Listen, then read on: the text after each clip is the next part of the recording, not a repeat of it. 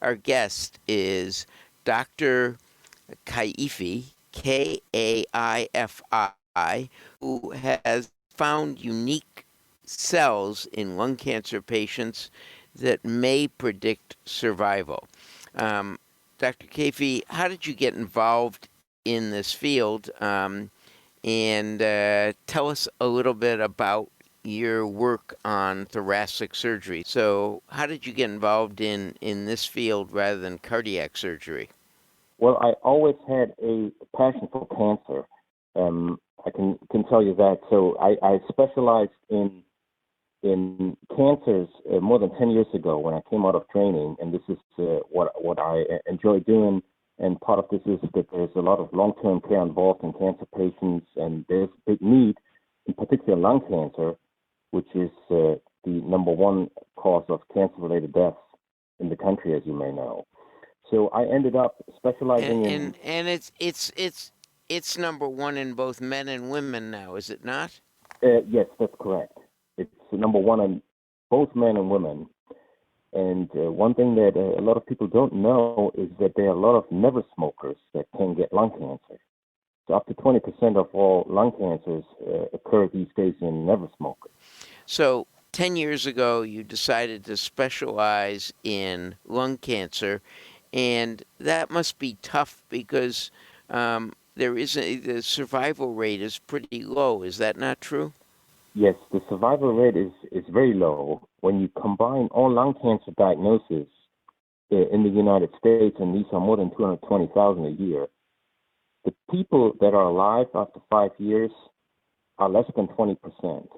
So it's only 1 out of 5 patients that survives the lung cancer more than 5 years. And that combines all stages.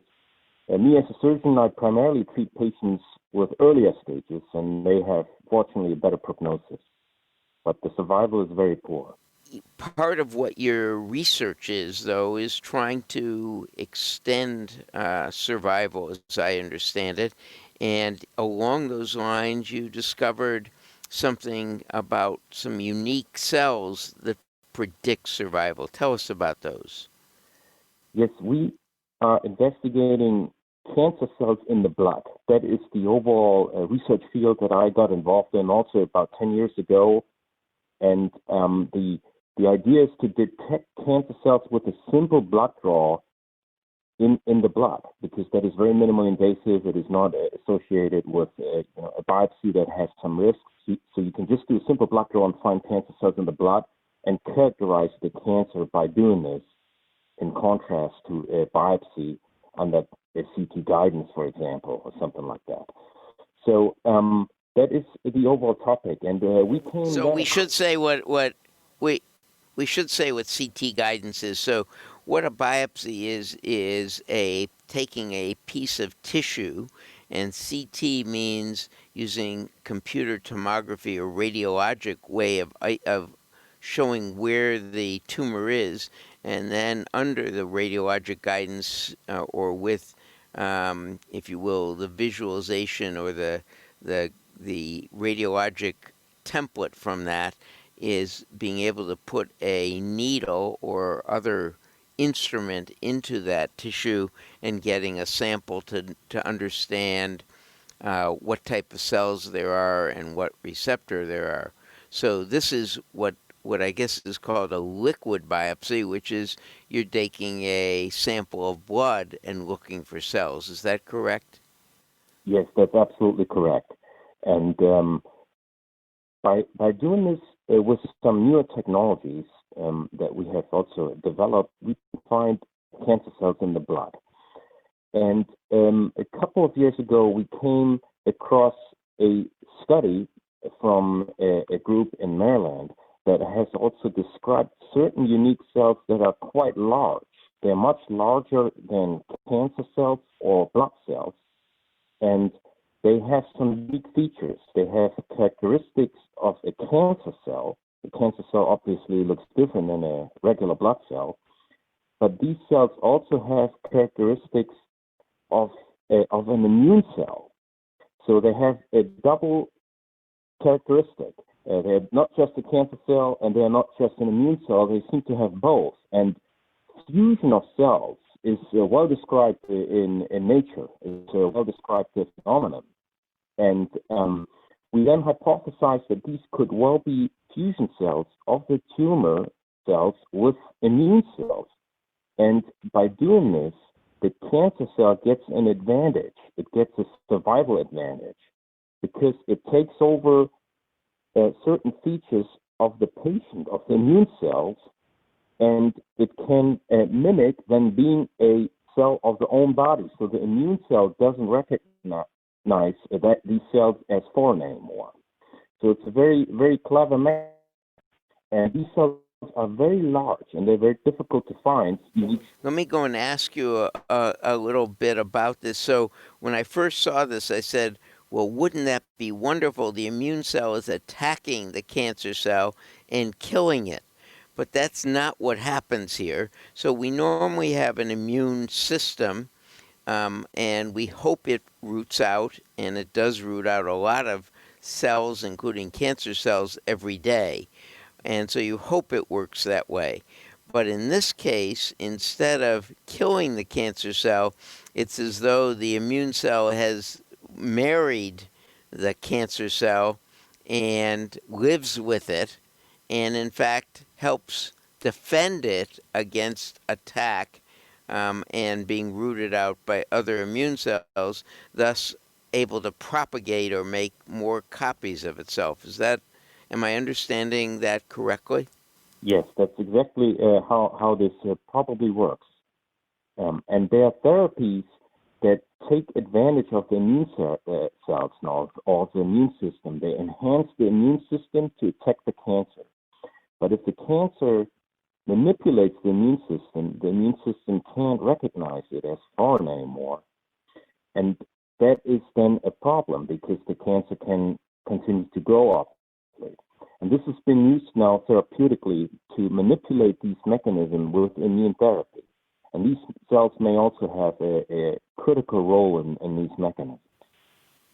Now, does this teach us anything about prognosis?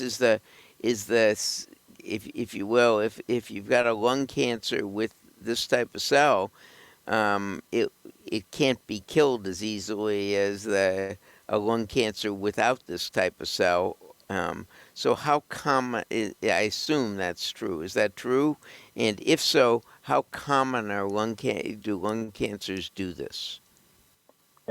So yes, and that is one of the key findings of our study, which we did on more than 200 patients, that whenever a lung cancer patient has these unique cells in the blood, they have a poor prognosis. They tend to get metastasis and recurrences, and they don't live as long, unfortunately. And how common are these cell types? Do half of the lung cancer patients have it, or do you not know yet? We in the study that we did, we tested it in 222 patients, and about 76%, so 3 out of 4 patients carry these cells. So it's quite a large number. And is there a different survival of those 76 from the other group of patients that don't have this? Yes, they have much poorer survival. They don't live as long, and they tend to get metastasis and recurrences from the lung cancer. So it's a clear prognosis. It's clearly associated with survival if you have these cells in the blood. Is there anything that you can do once you find these cells to trick the immune system back to helping to kill or to use these type of cells to in fact be able to kill the cancer? Is there any tricks yet, or is that what you're working on now? Yeah, I think this is the great and the key question of these cells, and that is why the study is so interesting. To answer your question, we can't do this as of now, but this is where we want to go with this in the long run. So we want to find out how does it work exactly on a molecular basis, and can we block it with medications? Can we block these cells from even occurring? Can we block the fusion events that the cells don't marry anymore? and these sorts of things. What we can do in the short term is, since we know that the patients who have these cells have poorer survival, we could give them more therapy early, right after surgery, for example. Right now, we don't really know who benefits from an additional chemotherapy. And these could be the patients that really need additional treatment, since they tend to live shorter than others. What you've been learning about is really some of the advances that are occurring in lung surgery and thoracic surgery. Thoracic means in the chest cavity or around the chest. And Dr. Kaifi is a member of the Cardiothoracic Surgery Network. Dr. Kaifi, I want to thank you very much for both your work in the field and coming on the show and sharing it with us. Um, Thanks again, and when you find out more, I hope you will call us and come back to tell us how we can use these cells to help us treat patients better. Thanks again. Thank you, Dr. Kaifi, for being on the show. Thank you. And especially thank you, our listeners, for downloading us.